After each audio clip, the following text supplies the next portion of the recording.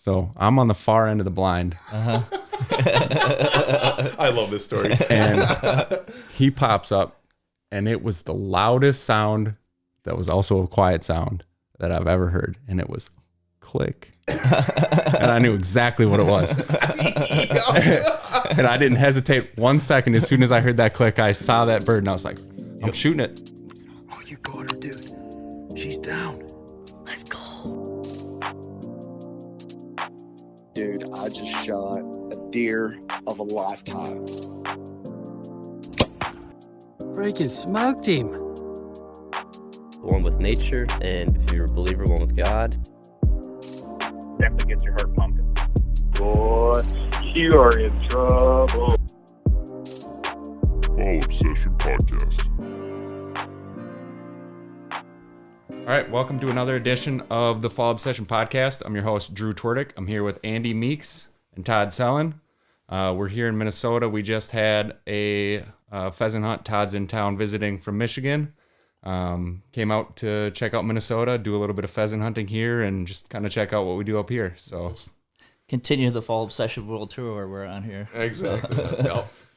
Texas in December, and Minnesota now, and Missouri in a couple weeks, and Shoot, yeah, you'll have about 50 states done by next summer. get out to Hawaii to get those access deer out there. Yeah. Invasive. Yep. So, like I'd mentioned, Todd was in town. We did a little bit of pheasant hunting today. We were up at the local game farm. The wild bird season is closed for the year, so had a chance to get out and do a little bit of hunting. Ran both of the dogs. Andy's got a young puppy that it was her first time out pheasant hunting. Yep, so that was nice to see, and she did as well as I expected, and yeah, so I wasn't trying to push it too hard, so I just wanted her to kind of watch the other dogs and learn some stuff. So Yeah, that was good. So Todd, what did you think of your first time? So this is funny because Andy and I were having this conversation last night. He asked me if I've always been a bird hunter, and I said, no, I haven't always been a bird hunter. My bird hunting actually started, I've always wanted to go turkey hunting because that's what's most popular in Michigan. And with quarantine, with COVID a couple years ago, I'm so busy in the springtime with baseball that because baseball was shut down during that time, I was able to go out turkey hunting for the first time. And I was able to actually harvest my first turkey. And from that point, Heather, moving forward a little bit, Heather got me a pheasant hunt for my birthday, and that kind of sparked us into let's get a dog, let's start exploring bird hunting a little bit more. Before that, we're exclusively deer hunting, and then I did antelope hunting, I did bear hunting, and I did some of the others, but not as much as deer hunting, obviously. And so my first real trip out of state was the snow goose hunt last year. And that, I think, really, I really got the bug for bird hunting at that time. Yep. Just because of, the things that we had talked about, the adrenaline rush that you get over and over and over and over again. And, from there was a crane hunt. And so today, like this is my first time in Minnesota for sure, pheasant hunting. And, I just love it. I love being out here with you guys. I love being active. I love getting outside when it's sunny, and just getting some exercise during this time of year when we're kind of on a down season or downtime, and just staying active in the outdoors. So. Yeah, so as Todd mentioned, it was pretty nice today. Here in Minnesota, we've had kind of a mixed winter where it's been either really cold, snowing heavily. or 40. Yeah, or 40. And today happened to be one of those days where it was nice and warm, I think mid-30s, and the sun was out. A little bit of a breeze, but nothing bad. Not bad. And then next week, they're talking we're supposed to get over a foot of snow again. Foot of snow and drop down to single digits, so it'll be nice and fun. So can't wait. Yep. So, Todd, you mentioned the snow goose hunt. And for our listeners, I guess by the time this podcast airs, it'll actually be the week that we're out on our hunt out there in Michigan, right? Or no? No, it's in Missouri. Missouri, that's right. Yeah, Mound City. Mound City, Missouri with Squaw Creek Outfitters, Squaw Creek Hunt Club, actually. We went last year. We had no expectations last year. We went in. Actually, it was the second time I met Andy. I had met him prior to that at Tim Burgess at his pheasant hunt. It's the first time we met Tyler. First time we met Delaney, and that's where we really developed our connection. Of we met each other. Like I said, Andy and I had met each other, but Tyler and Delaney, we talked via social media, via text, via email, but we never met each other in person, and that's where that started. And so we get to relive that again. We had no expectation last year, and ended up with a lot of fun, a lot of camaraderie, and a lot of birds, and so it exceeded all expectations. So we were able to put together again this year. We have Michael TP coming with us as well, and we're trying to get Drew out there with us. So we're dragging him with. We're dragging him with. Trying to make it happen. Yeah, and what we're hunting out of pit blinds, right? Pit blinds, yep. So last year we hunted one day out of a pit blind. So if you guys don't know what a pit blind is, it's a big hole in the ground, really, and you gotta go down some stairs and you just sit on a bench, and you're about 5 foot in the ground. I'd say close to that, about that. About 5 feet. 4 foot, yeah. And we have a couple thousand decoys around us. We have collars going on, and so the goose sound rings in your head for months afterwards. But you hear it in your sleep. You hear it in your sleep, yeah. Plenty of room in the pit blind, and as they come in, as they volley in, you jump up. We usually have a caller. Andy was our caller last year. Pop up and you take a shot at them. The other blind that we were in was an A-frame blind, which was set up right on the edge of a pond, which was really awesome. And again, it was just a bench with a couple pieces of plywood that created a type of, and then they brushed it in with different types of grass and camo and stuff like that. Yep. So was the pit on water too, or was that just in a field? So the pit was in a cornfield that they flood for duck season. So when we went out there, it was pretty muddy. It was muddy, but it's springtime. Things were thawing out. Yeah. So they were, it was greasy. You know how those typical snow goose hunt. Typical snow goose hunt. And for sure. So, but the second day in the A-frame, we were just, like I said, on dry land on the edge of a pond, and they would come into the pond, and we took a couple shots with them landing in the pond, I think, right? Yep. And, based on the reports that you're hearing right now, kind of wherever you look or who you talk to, I've heard anywhere from 750,000 birds up to an estimated 2 million birds in that Mound City area. So migration is definitely happening. Oh, yeah. They called me, Joe and Scott from Squaw Creek called me back in January just to confirm that we're set up to go out there in March. And one of the things I say, hey, what are you guys doing right now? They're like, oh, we're out setting spreads already in January. So they're setting their decoys up already and getting their blinds set up. So well, when you have thousands and thousands of decoys, it's better to get started earlier than later. For sure. That was one thing we had talked about because that was our concern last year. Remember you asked me, are we going to have to set the decoys up ourselves? I'm like, oh my God. Done that. Too many times. So we got a hold of Joe. Joe, the guide, he's like, no, we do all that stuff for you. All you got to do is just show up. We'll take you out there and you're good to go. And so after we realized how many decoys are out there, like, oh my goodness.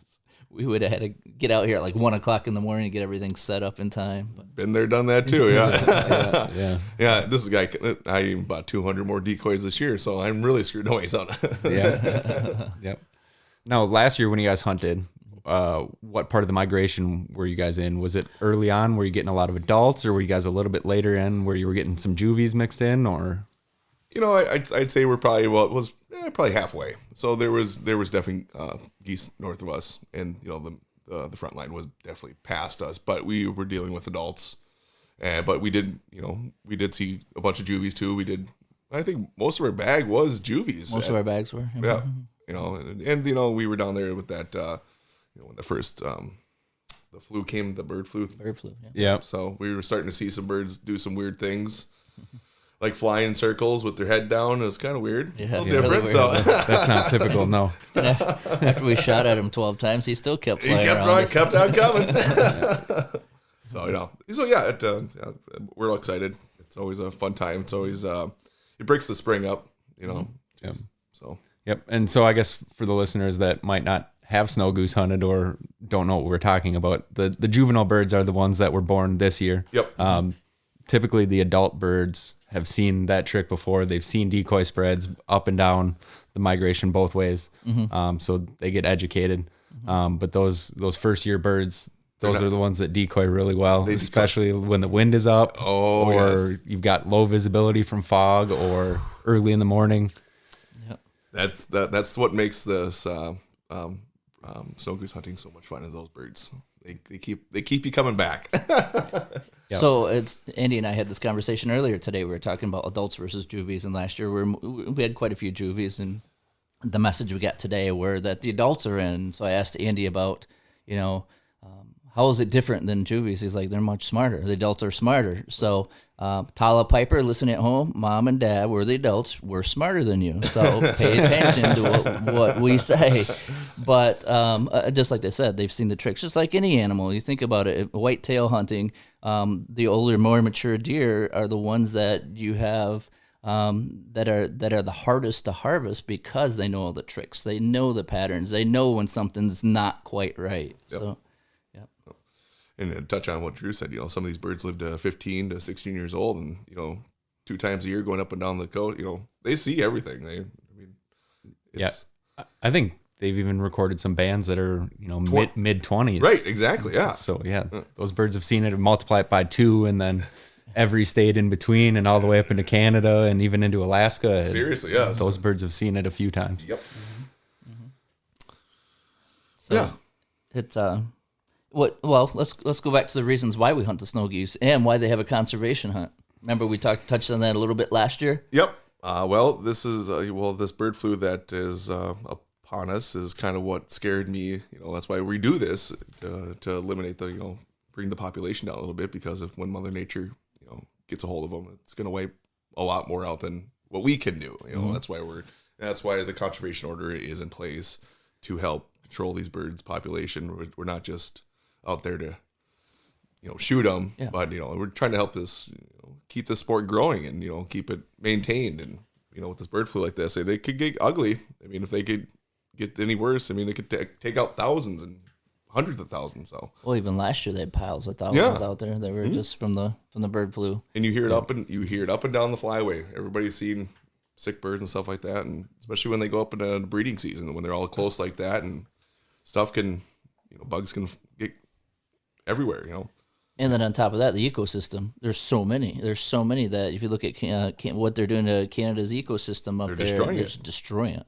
Yeah. And so, I had somebody recently ask me why I use a semi-automatic shotgun when I'm hunting geese, for example. And I don't want to get into politics or anything, because I know that's a hot topic right now, but simply because of this. If you think about it, if you get a pump, you may only get 2 shots off in a volley, which means you may only put 1 bird on the ground. Again, the more birds you put on the ground, the more it's going to help save our ecosystem. The more it's going to help them out. And not just with the numbers, and not get that bird flu and so yeah. So speaking of the bird flu, I actually had the opportunity this past week to sit in on a call. Well, it was more of a call. It was like a webinar hosted by the Minnesota Department of Natural Resources. Oh, really? Oh, cool. With a few scientists on it. And it was really interesting to hear them talk about their studies that they've been doing. So they've been doing studies in all of the different flyways here in Minnesota, whether it was, the St. Croix River Valley, the Mississippi River Valley, even out west. I don't know if they technically call it the Red River Valley, right. but that's where it is, along that, Lac Parle area. Yep. And hearing what they have to say on the bird flu is very interesting. According to those scientists, we're on the downward trend. We're towards the tail end of it. It doesn't mean it can't, rebound like it has in the past, but it was actually really interesting. They were seeing it a lot more in mallards than in any other species of duck, probably because we don't get the snow goose numbers here in Minnesota that they do, in South Dakota or Iowa or somewhere else where they're really going to be seeing those numbers. So it jumped species. It went from snow goose to... Yeah, it's in all of the waterfowl. Really? Yeah, and we're actually seeing it in our domestic turkey population as well, and even backyard chicken population. Backyard chicken. I heard the chickens. Yeah, the chickens were getting it too. Yeah. They did a thing in the news back in Michigan this week. It was exactly that the bird flu originated. That's the story they're telling. Originated from farm chickens, and then it spread. Oh, really? Yeah. And then it spread to other species. Yeah. Yeah. Yeah, so I mean, just interesting to hear. I know it's something we've been battling for over 2 years now for this round, but it's come and gone over the past decade several times, and just to hear that it's potentially on the downward swing, and it's something that maybe is clearing up is good news. Oh, very good news. Yeah, we don't want to see sick birds out there. Obviously we're hunters, but we're also conservationists too, and we like to see good, plentiful. Which now puts that emphasis back on conservation piece in terms of we got to make sure we manage that herd with our hunting practices. You know what I mean? Yep. Because if the bird flu goes away, what's going to happen to the population even now? It's going to explode even more than it already is. And what's going to happen to the ecosystem in Canada? And you know what I mean? They're overpopulated. Oh, And 100%. that's why we have this conservation hunt. So Yeah. And so, talking equipment then, we were somewhere today where they had magazine tube extensions for sale. Yeah. I know personally when I've hunted in the past, I've always ran, I don't even know if it's a +8 or +8, 13 rounds total. So it's, a magazine tube extension out to, and even potentially beyond the end of the barrel. Yep. And, filling it up with 3-inch shells, 3-inch steel, and Letting them have it. yeah, you get the flock in nice and close, hopefully let them land, and then, start shooting. And by the time they get out, it's amazing how many birds, if everybody in the blind has 13 shots, how many you can drop in a volley. Yep. Yeah, for sure. Yeah, and that's exactly what I was going to say. Think about it. There are times where you get hundreds of birds in a volley, and if you only have, let's say you have a plug in your gun, you get 3 shots. That's it. You know what I mean? And in my regular, I have a Stroger 3000, so I can put four in the chamber and 1 in the barrel, and so I get 5 shots. And even that, I'm not the greatest shot, but I'm hoping to get at least 2 birds out of that. Right. And so, the more shots you have, the better that you're helping the herd out. So. Yep. Well, I run a +6. I can put 11 in mine. So, but you have to understand that when you put all that weight in there too, so you have to kind of train for this. So if you do put an extension on it, load it up at home. Raise it up like you're gonna shoot. Because when you get in the blind and you have all that weight in there, it throws your shot off. I'll tell you that. Yeah, and the other thing too is people put these mag tube extensions on and then don't think about the follower or follower. Yeah, that's there you go. Yeah, that's in the magazine tube extension, and with this big magazine tube extension on top of where your normal one is, you get a seam inside of that barrel or inside of that tube. And if you don't upgrade that, potentially, I've had it happen to me in the past where you shoot 5 shots off and all of a sudden your gun jams because it doesn't have the pressure to put the next round in. Yep. And so that's, it's an inexpensive part in compared to the magazine tube extension, but definitely something that if you're going to go with a mag tube extension, you should consider adding to your equipment. 100%. Agreed. Yes. What was the drum thing that the guy was talking about today? I kind of caught bits and pieces of it, but in my mind, I'm thinking, oh, this is like 1920s mafia stuff with the. Well, yeah, no, he was like the Chicago typewriter. Yeah. So the Tommy gun. So yeah. Oh yeah. Put the what is it? The cylinder on the bottom, right? Oh, it's a version of a 12 gauge, similar to an AR style or wish I could remember the name of it right now, but it's got a magazine tube that's 4 tubes, and so it can come out of the bottom of the gun, and then when you run out, you can pull the entire 4 tube assembly out and replace it. Really? Yeah. So how many rounds does that hold? I think it's 5 times 4 plus the 1 in the chamber. So I think you're looking at 21, but I could be wrong on that. I know. And then the other option that I've seen people run, and it's really heavy on the forend, is the X-rail. And that's very similar. So you're running, all of your rounds are out by the end of your barrel. Yeah. And it's circular and it spins automatically. So as you're running out, it's automatically spinning and loading. And that one I think is up near 20 rounds as well. Oh yeah, he has to be. Yeah.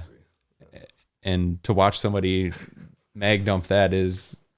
Oh, I can mean. Oh, imagine. It's pretty interesting. We saw it on YouTube. We saw that. So yeah. I've never seen anybody hunt with one, but. Yeah, I would love to see somebody hunt with one at the same time. 100%. I just want to see if you can do it. Yeah. So going into this goose hunt, what are your expectations? Like I said, we had none last year. Now we have a little more experience. Obviously, I have a little more experience. You're pretty experienced. Drew's pretty experienced. What are your expectations this year?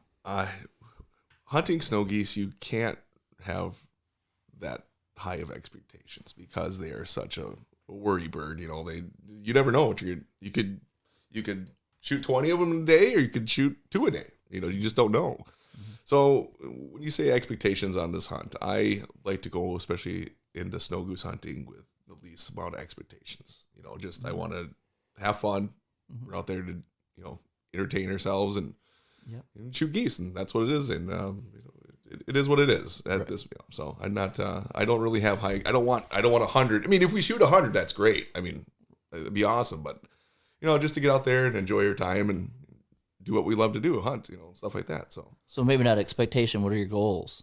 Obviously, you said come out and have fun. Right, so. Exactly. I mean, it kind of, you know, it goes along the same thing as expectations. And my goals are just, you know, just carefree, you know, just like, you know, we'll go out there and we'll do what we got to do and see what we got to see, and whatever happens next, happens next. So, yeah. You know, for me personally, I think it's watching the birds decoy, right? I've been on hunts where we've shot 142 in a day, 147, you know, upwards of almost 150 sometimes, you know, and those days are fun. But you and I were on a hunt one year where I think we shot 13 maybe. And that is one of the most memorable hunts I've ever been on. Mine too, yes. And it was because we had set up in this field, and the day before, this field was loaded. Probably 2,000-3,000 birds in this field on a feed. And so we went through and set a ton of decoys, a bunch of full bodies, bunch of flags, bunch of Texas rags. And in the morning, they were gone. And we had one flock of juvies. But they were roosted literally on the other side of the highway behind some trees. And you could hear them get up, and you saw them clear the trees, and they cleared right at treetop level. And they didn't think twice about it. They were in that field. It was like, we just watched them come in on a rope. And I mean, snow geese, anybody who's hunted them will tell you, like, they're frustrating. Yeah. Very frustrating. And this day, these birds, probably a flock of juvies, but probably, yes. They wanted it. And I don't know if any of them got out. I think we rained out the entire flock. Yeah. And it was awesome. Amazing. It was beautiful. It was we were sitting there all hooting and hollering after that. It was one of the best shoots I've ever had with Drew. Yeah, 100%. And I've been doing this for 8 years, and you've been doing it for just as long. Yep. So I mean, we've seen lots of snow geese in the air. Yeah. I think migration days are the worst, where you sit and you see them all day long, but they're up high and you'll never see them, and you see flock after flock after flock, and it's all day long and nothing will decoy. And we had that a little bit last year. Exactly. A little bit. In the morning in particular. We had a couple come in, and a couple of people forgot to put bullets in their guns. Uh-oh. We got them in close. Not naming any names, huh? Todd, you want to shoot that? Yeah. Click. Click. Yeah, I still don't. I don't live that down. Heather lets me know as much as she can. Yeah. Yeah. Oh god, that was funny. You know, that happens. That's that neck collar up there. I know. We were in a pit blind hunting up in Fergus, so northern mid Minnesota. Okay.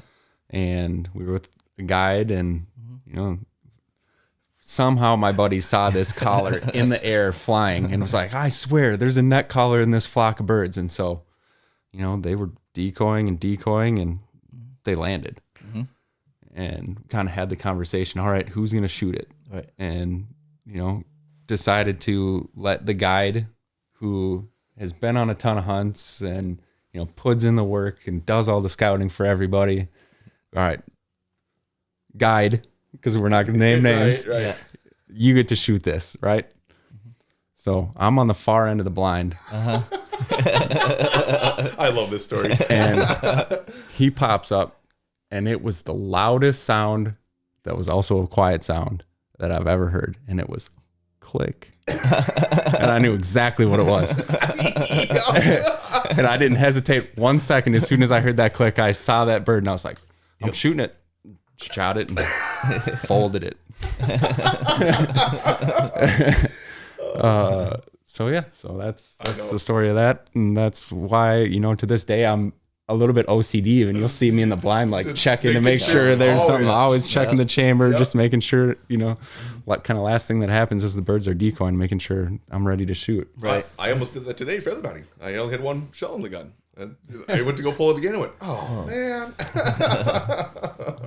Easy to forget, especially if you got, like I said, a semi-auto or something quick. I would say single shot. So, when I go back, I had to borrow a friend's gun when I shot that turkey because I only had a single shot, and I thought I needed something a little bit, because I figured if I had a single shot, I'd shoot one. Turkey's gone. I'm not going to get a second shot.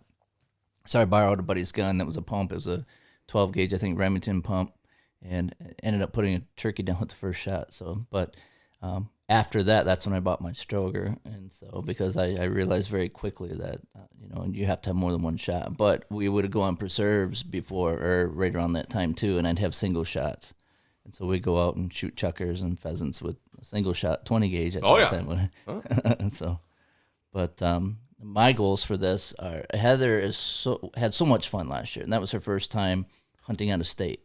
And I thoroughly enjoyed just seeing her, and I was so happy and so proud of how she did. And she is looking forward to this. I mean, this is what she's looked forward to since we left last year.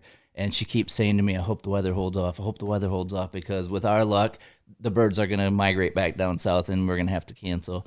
And so my goals are just to get her back out there and get her on some birds and hope, hopefully the weather does hold off. Reports today sound like it's going to, but you never know. It's not, you can't report something that far out, or you can't predict it something that far out. Yeah, especially the spring season. I mean, you never know when the storm, you can look in, weeks out and see when the storm rolls through it. Mm-hmm. You never know what those birds are going to do. They could hold tight. They could push north and get above the storm, or push south, go back south and get below the storm. Yeah, you never know. And they can cover so much ground in one day. They can be, you could be loaded in snow geese one day, and that little weather change, it could be the smallest weather change, and the next day there's not a bird in sight. For 10 miles, 15, 20 miles. Even that, even further more, than that. even. More, Yeah. So, their main goal right now is to get north. The adults are, the juvies, obviously, they take their time because they're not breeding. And I think a snow goose breeds at 2 or 3 or something like that. So, they have a couple of years that they're, just do it around, so. Right. And then to see hang out with Michael. We've never hung out with Michael. Yeah, exactly. We haven't hung out with Michael in camp. So to get him out there, we've been with Drew before. So when we get Drew down there. Oh, yeah. And so Drew and Tyler are going to pretty much fill the field just between those two. I'm hoping. We talked to Tyler in Texas, and he's excited for this too. Very much so. Yeah. And, obviously we love bow hunting and deer hunting and stuff like that. That's kind of what we all got together for. But it's nice to have go shoot some birds here and there, like that. And like I said, break up the spring because deer season's way too short. Way too short. There's such a huge gap between the end of deer season and turkey season. Right. You got to find something. Exactly. Way too short. It's mid-September through the end of January or beginning of January. It's too short, Drew. So you start hunting almost every day. But yes, too short. Yeah. Too short. No, yeah. It is, especially with the bow, like you said, it does, you can start hunting them in September with the bow, and then by the end of January, hunting them with the muzzle loader. So, we do have quite a long season, but it gets cold up here. Yeah. It does, and that's one thing that I really enjoyed this year was we finally have all those box blinds up at the farm. And oh, yes. Not only do we have the box blinds, but, I started carrying my heater with me. So I sit out there with the buddy heater and a fan. And I hear you, man. We're getting there.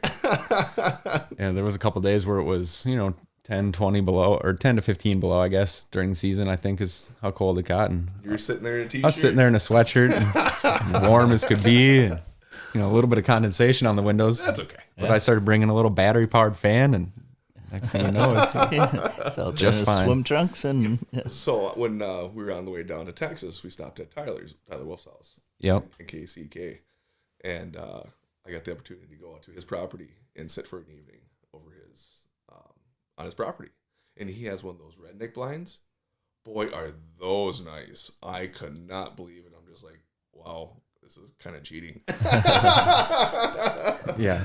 Yeah, I've looked at those. The other ones that I really like are the muddy tower blinds. I don't remember their exact name for them, but man, some of those nicer box blinds, even the guys that, make the feeders that we're sponsored by, they have got some blinds that they make that are pretty nice too. As long as you're getting into those insulated and closed blinds that get out of the wind and be able to contain that heat, that's pretty nice. And I just loved how everything was quiet. The windows were quiet, the door was quiet, and just like, wow, that's what it's all about, being quiet and stuff like that. So we've got a couple on our property that I showed you the picture of our original.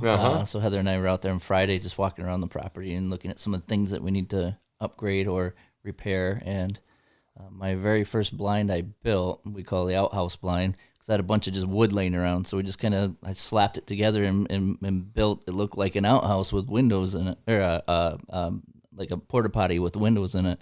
And so the funny thing is I built it up at our house, and then we had to get it to the back part of our property, and I didn't think about that while I was building it. So we had to end up borrowing a trailer, and we pulled it to the back part of the property with the farm tractor, and we just dumped it right where we could. And it wasn't exactly in the spot, but it actually ended up working out. But in looking from that point on till now, just with succession and everything, how much has grown up around, we're like, man, we gotta get out here and start working this. But beyond that, we built one that we call a Death Star, just because it's huge. It's a 6x8, and we can put a couch in there, a TV, refrigerator. It's just huge. And we put a little more work and a little more detail into that, but it's been there for a few years now. We got to start replacing the roof, for example. Got a big old hole in the roof, and then the door has fallen off, so we got to replace the door. No. So we just got to. So we were out there taking pictures and getting measurements, because we're going to start working on those projects. But then I have a shadow hunter on our property, so I went out and splurged and ended up buying a good one that I didn't have to put too much or any work into. Really, we just had to build the elevation stand and then get it up there, and so we do have the one that comfortable, and we're going to try to make the Death Star as comfortable. But in Michigan, honestly, all the days that we hunt from October until we're really, if you factor in early doe season, it's the end of September to January 1st, we don't get a ton of days where you feel like you have to be inside because of the cold. Right. If you're inside, you're trying to get out of the wind, or not even really the wind, but it's just the rain or the snow if it's snowing really hard, That's my big thing. I can sit out there in the wind. I can sit out there if it is cold. Not a big deal to me. But if I get wet, yeah, right. That's game over with anybody. I think anybody getting wet anywhere. So where I could see up here in Minnesota, it'd be totally different, because you guys are colder than us more often. Yeah. So today, for example, it's 46. I said at home, and we don't have we had no snow on the ground whatsoever. It's been a weird winter. I was supposed to come up here around Christmas break. We had that blizzard. When it started melting, by the end of the week, we had no more snow. So we had over 20 inches of snow on the ground, all melted within a week. And then we went all of January with no snow. We didn't get a single. That's incredible. Yeah. I know. Oh. All of January, no snow on the ground. We averaged above. So our lowest temperature throughout January was probably 33. It was above freezing. 33, 34 degrees, which at that time is the coldest part of the year. It should be below freezing, but we didn't have that this year. And then we had the snowstorm on Thursday, but it was more of an ice event. So we haven't had a really bad winter. And so that's been more common in Michigan in recent years. Yeah. Like Drew said, our winter's been either freezing cold, or 40 degrees. Yeah. It's been one. All over the place. It's been a weird one. Yeah. So one thing we haven't touched on today was not the first time that we've hunted with Mason, your son. Yep. But I would say one of the most fun times that we've hunted with Mason. He's finally of that age where you don't have to keep an eye on him. You can trust him in the field. Yep. He knows what he's doing. He's just another member of the hunt. Exactly. Yeah. No, it's great. That's how I wanted him to be. I raised him that way, I guess, like that. He got his hunter safety certificate, and he did all the proper, training and stuff like that. And obviously I harp on him too, a little bit, is that safety on? Is that safety on? I always make sure he has it always in the back of his head. So but no, he's learning a lot and he loves it. That's the main thing, is he wants to be out there with us. And I mean, I remember some of the first hunts when he was coming with, and he's just carrying, not even a real gun, just a little BB gun. Hey, Dad, can I shoot it? Yes, you can shoot it. Go ahead. No, he's actually, he shot more ducks than I did last year. Yeah. He shot a pintail in Minnesota. No way. Yes, I can't believe it. I couldn't believe it. The kid, beginner's luck. I know. Mason, that'll never happen again. Never. I told him, I've been hunting for 20 some years and I haven't shot a pintail in Minnesota. You've got 2 years under your belt and you've got Yeah. And then the other thing was you have a new dog. Yeah, my new puppy. Yeah. She's awesome. Yeah. Full of energy. It was fun to watch her work, watch her follow Moose around. Yep. Right on his heels. Mm-hmm. Made some great retrieves. Yes. Yeah. She even beat Moose to a couple of them. I had to tell Moose, I said, Moose, she's a little bit faster than you. Yeah. He's almost 8. Oh, so okay. Is he that? Wow. Yeah. Yeah. And then Todd, I know you've got a new dog. Yeah, she's going to be 3 years old on Saturday, the 25th. Yep. So February 25th she was born, so she'll be 3. Remy. So, Remy, she's a purebred Vizsla, so we got her, like I said, after we went on our pheasant hunt that Heather got me for Christmas. I think that was actually just before COVID, now that I think about it. So I went on that hunt before COVID, and then I shot that turkey and then everything. So we had Remy, we had ordered Remy just after that pheasant hunt because we had some friends on the other side of the state that breed hunting dogs, breed bird dogs, and we're very familiar with them, and they had a litter that was about to be born, and so they asked us if we were interested, and absolutely we're interested. Oh, yeah. So we ended up with Remy, our Vizsla bird dog. So sweet girl, you guys have met her. Yep. You met Remy, didn't she come to the? Yeah, she no. came. She came last year to the Snow Goose. Yeah. Yep. Yeah, I don't think I've met her. You haven't met her? No, sweetheart girl.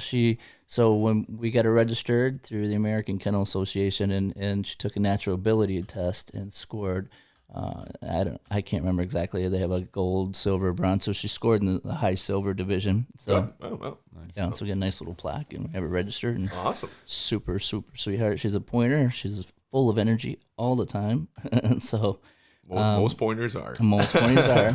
Yeah. This year, we didn't get her out on birds I was telling the story earlier to these guys that in Michigan we don't have as many pheasants in the wild. We don't have really many quails down by our area. We got to go all the way up in the UP.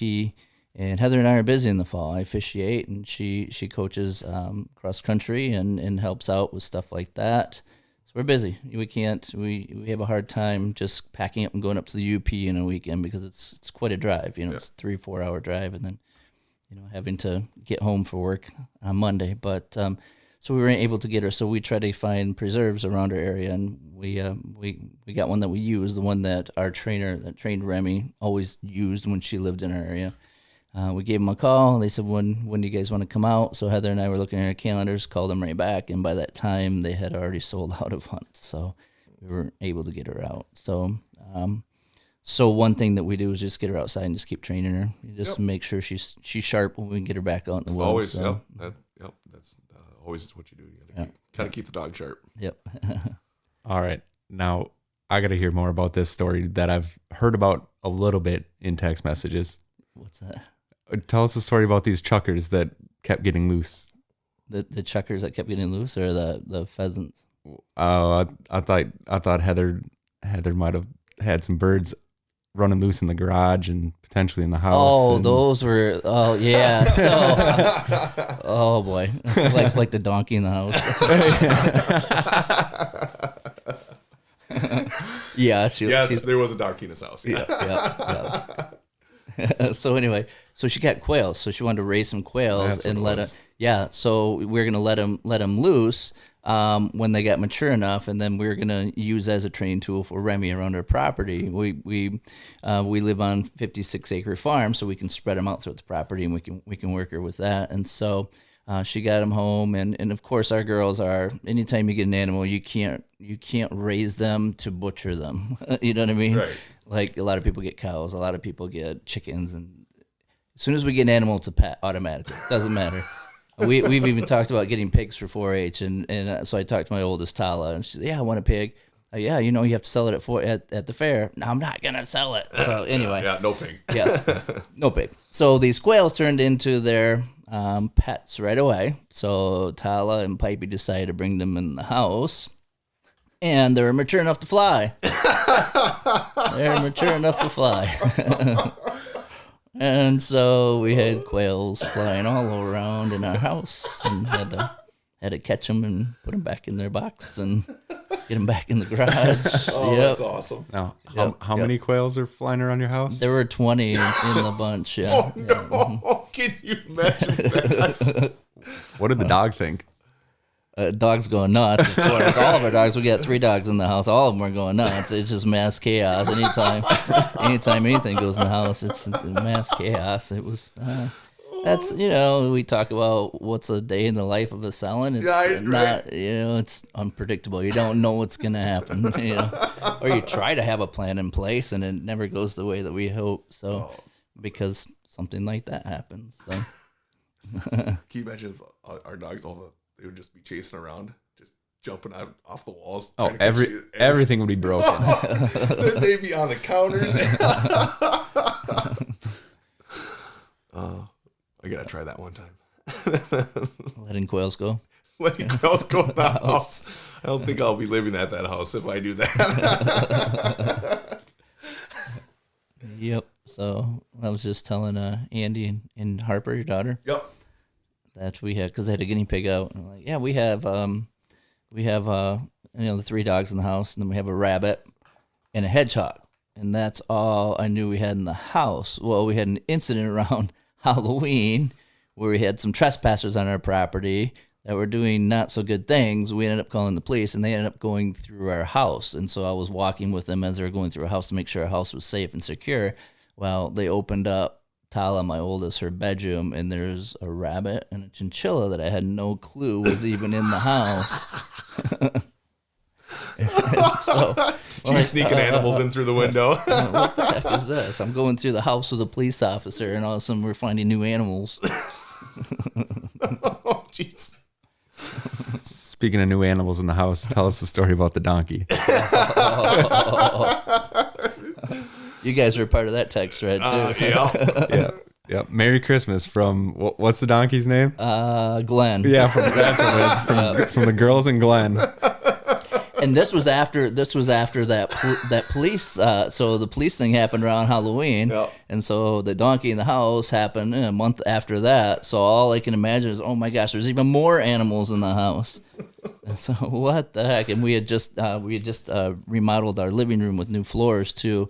So Heather brought the donkey in the house to do a Christmas picture with her and the kids on the donkey, and thought it would be funny, and it was. I mean, in my mind, I kept thinking, oh, more surprises, more animals in the house. So, so there's a donkey in our house. So I'm guessing Glenn didn't get to stay. Glenn did not get to stay. No, he didn't. I thought he was going to, and I was going to have to find a new place, but I thought he was going to take over my bed and my everything else. But no, he didn't get to stay in, and I got my house back. And so. Oh, that's funny. Yep. Sounds like life's always an adventure. Always an adventure. Always an adventure. Yep. That's for sure. So hunting pheasants today, we first met, the 3 of us, at Tim's. Yep. And that was a free range wild bird hunt. How would you, and especially you, Drew, because you guide at the preserve we were at today. Yep. How would you describe to somebody, a novice, somebody who has never done it, what's the difference between hunting free birds versus on a preserve? So I think we had a little bit of a taste of it today. We have a ton of snow cover here right now still.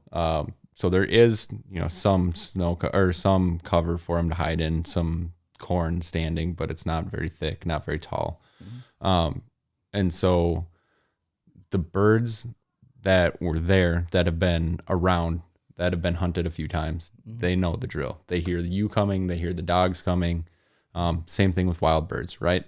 Versus, those game farm birds that are raised in a pen, don't have that experience of, staying away from predators, staying away from people. Yeah. And a lot of those game farm birds are put out anywhere from, an hour to sometimes as little as 10 to 15 minutes before you hunt the field. Yep.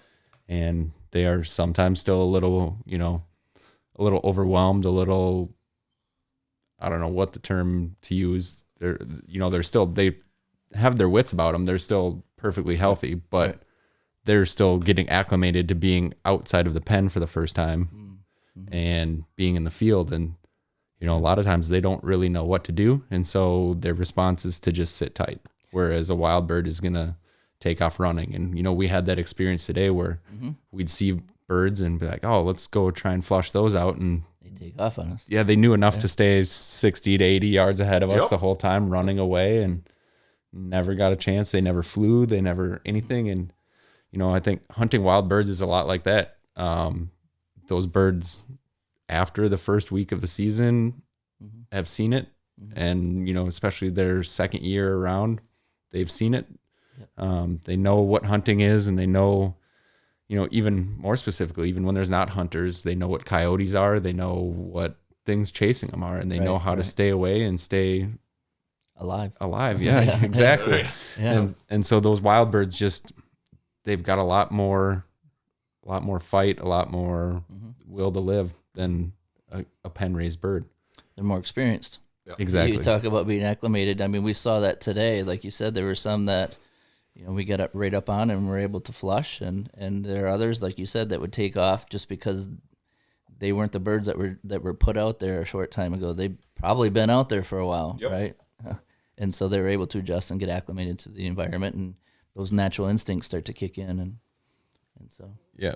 And it's interesting too with pen raised birds, specifically at the preserve we were at today. They have what are called high pens. So the birds can fly. They fly really well.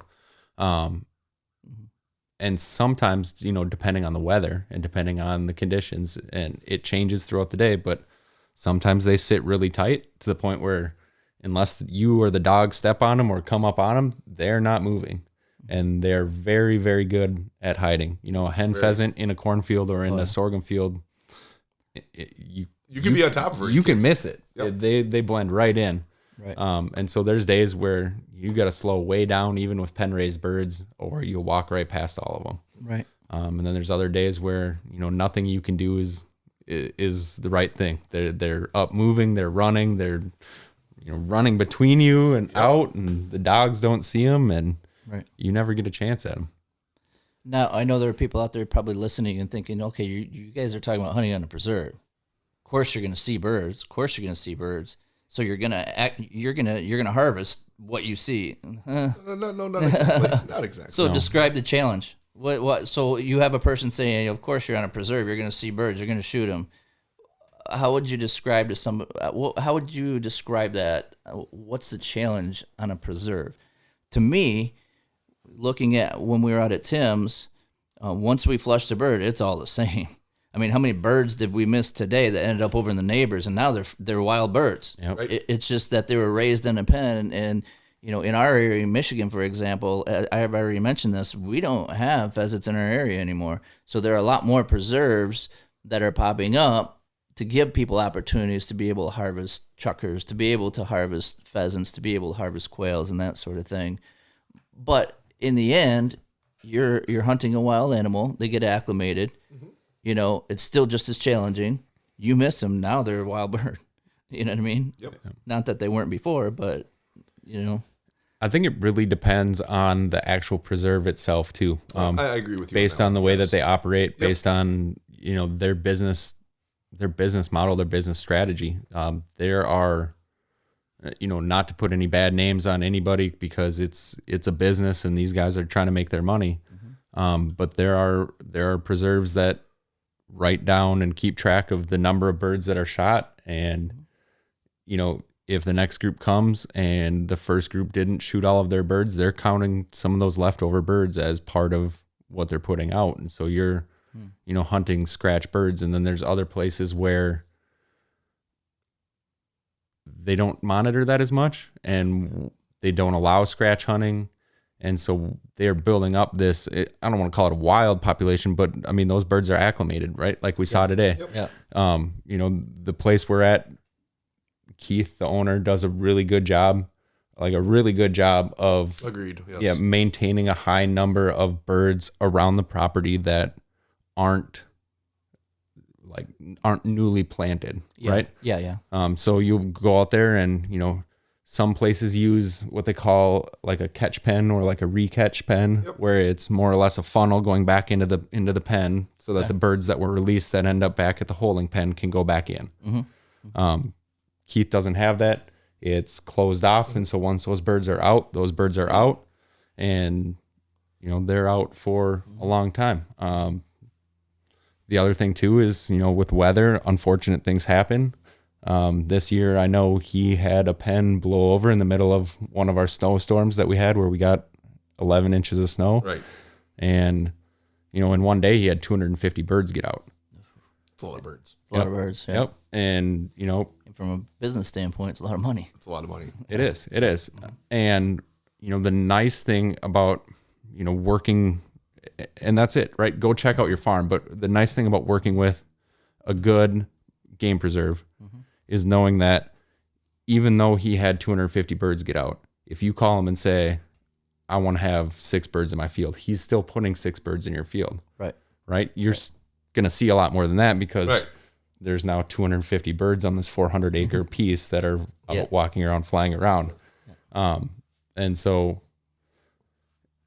just do some research, talk to your people that you're going to see. There's a ton of really awesome, really good preserves around the country. There are a lot of people that, are really above board, do a really great job.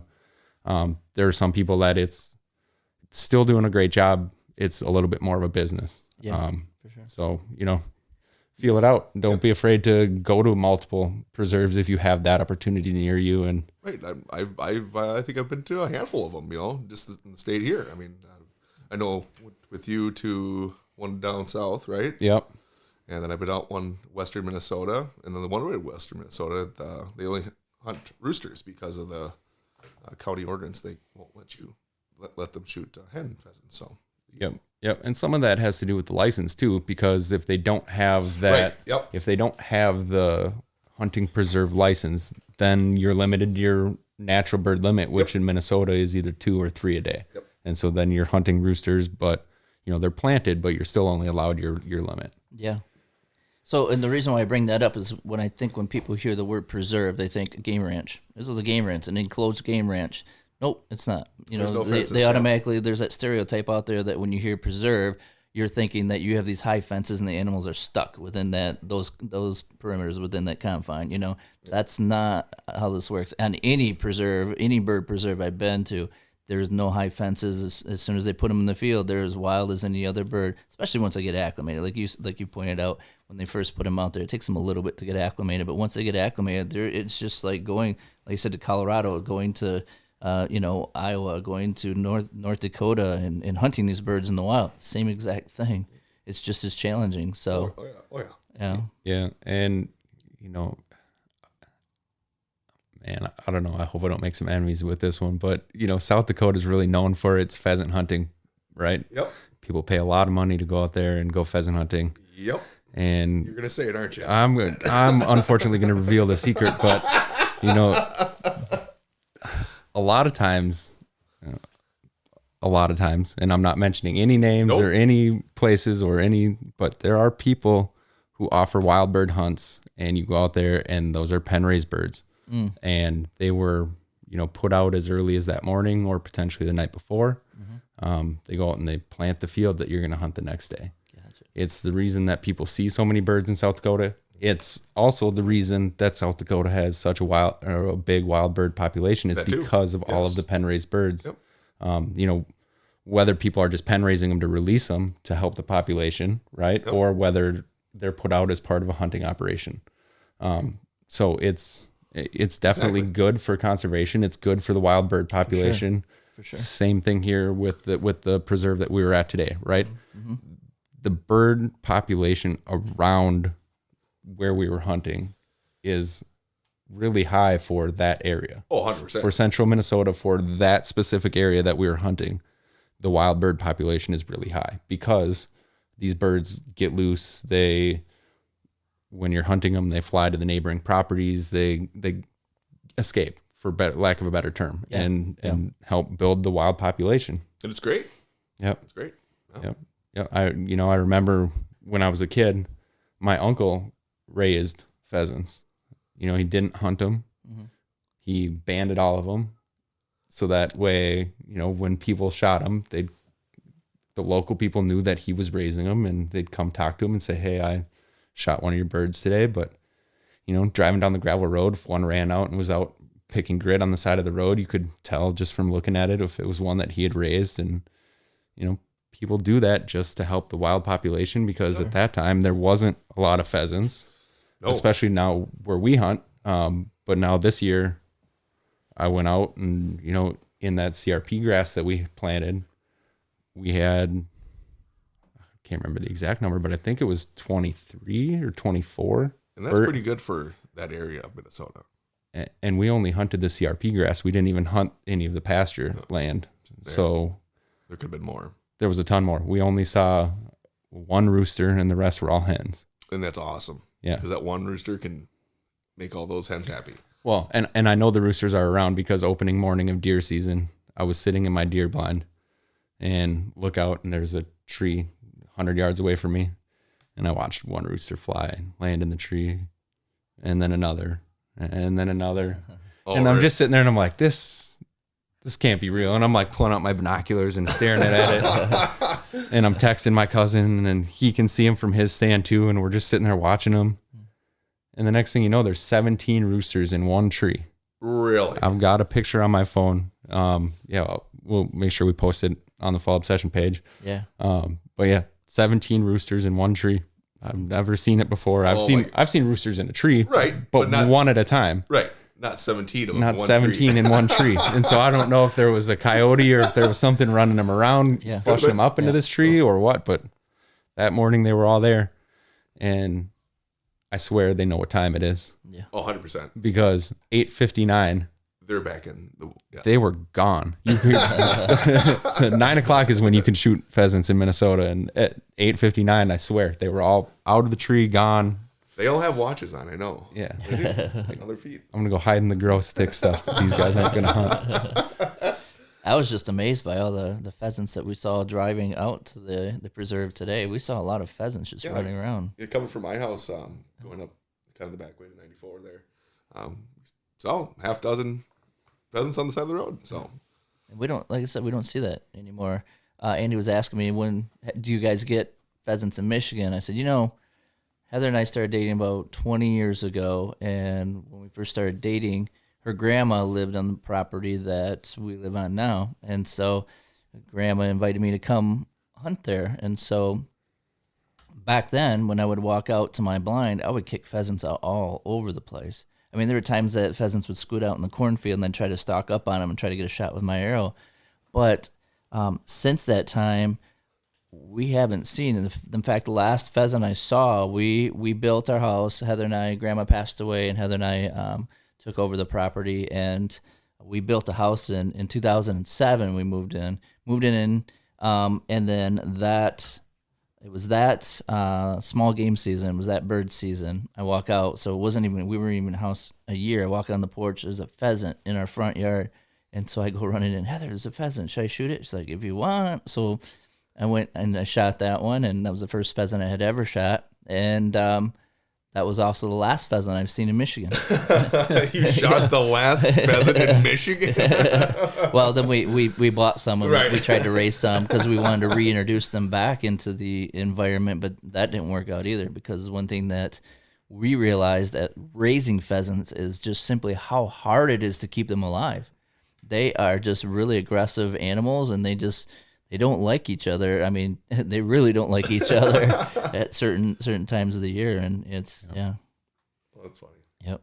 So. Yep. My old man Earth could have put put a bunch of pheasants in his garage too. Raised them up there, and it pooped all over his car, and then that was the end of that. If you know him, yes, you understand that.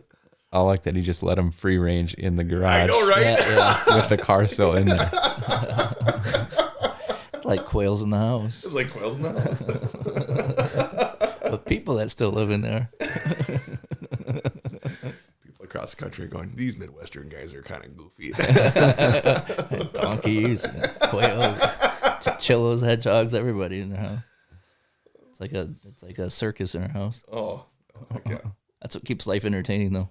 Every day's a new story. Every day. Yep. Well, you guys have any last thoughts for today? It was a great day. It was awesome. It was fun to hang out with everybody, hang you guys out, and do a little pheasant hunting. So yeah, we don't get to do this very often, especially I haven't seen you for quite a while. So Yep. Yeah. and we live close enough to each other. We probably should, but yeah. Life happens. Yeah, I am. Yeah, busy working. He's working, so yeah. But I'm glad we were able to pull this off. Like I said, originally we had planned. Well, I told you when we went on the bow fishing trip back in July. Was it July? Hey, I'm coming up to visit you guys this year. I go, Christmas break. What are you guys doing Christmas break? So we ended up getting it all set up, and Mother Nature didn't allow us to do that. So Mother Nature and the airline industry. Well, when they canceled my flight when I got a flight later in the week. But we were able to work it out this time, and it was a blast. It was so much fun. I'm glad I was able to come out and so see you guys here. I know. Yep. Tomorrow we'll do a little ice fishing, so take them on the ice. Are you? Yeah. Gosh, that's another thing. Michigan, we don't even have ice this year. We don't have ice. We had 1 weekend where we had enough ice where we could get out there, but by the end of that weekend, it was open water again. So you still had some shanties out there, and some of the parts that were still frozen, but you had shanties and people ice fishing in open water. So I got a neighbor who's an avid ice fisherman was telling me that he went out that weekend. He only hunted Friday, Saturday, but by Sunday, again, he had the open water. And again, we got open water again now. And so he's like, yeah, I'm probably done ice fishing this year. We'll pull the boat out here in a few weeks and just start using our boats. I took him past Waconia. Yeah. I go, look at that. You know, the village, the big villages on Waconia there. Yeah. But a lot of the houses were gone. You can see the piles. Yep. They have to be off by the end of the month. Yep. I saw the county sheriff is actually urging people to get their house off of the local lakes here because Of the next snow. of the ice conditions.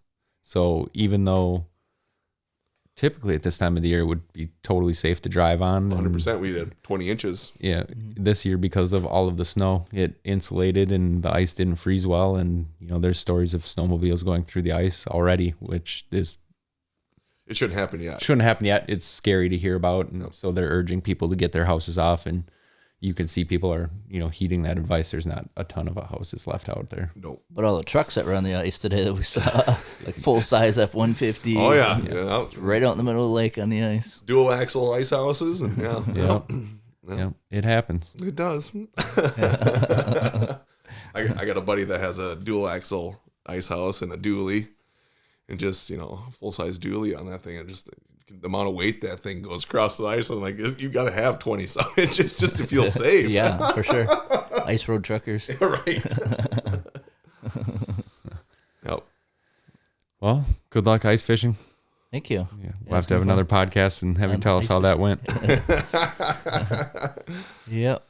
So I've obviously ice fished before, but not for. In Michigan, it's a lot of panfish type of stuff, or pike. That's basically what we do too, Yeah. especially down this side, the south. If you go up more north, you can, get more walleyes and stuff like that. Oh, gotcha.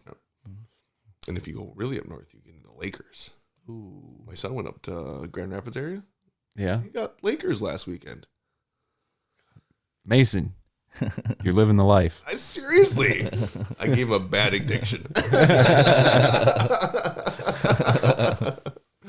Yeah.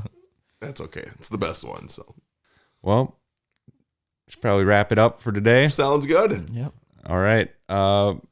As always, our podcast is brought to you by Ridge Rock Hunt Club. Check us out on Carbon TV, Waypoint TV, Go Wild. Obviously Facebook, Instagram, and we're now on TikTok. Yeah. I know. I saw that. I was flipping through. I'm like, you gotta be kidding me. Yeah. Well, it was one part of Sam's instruction. Hey, make sure you get some vertical footage today so we can do some reels and TikToks and stuff with it. Yeah. Okay. Yep. So, thanks again to, like I'd mentioned, Ridge Rock and Go Wild and Carbon TV and YouTube Waypoint TV. And if you haven't already, go follow us and subscribe on those channels. And other than that, we will see you guys next week. Absolutely. Stay obsessed. Stay obsessed. Hopefully we do well in Missouri. So. Yep.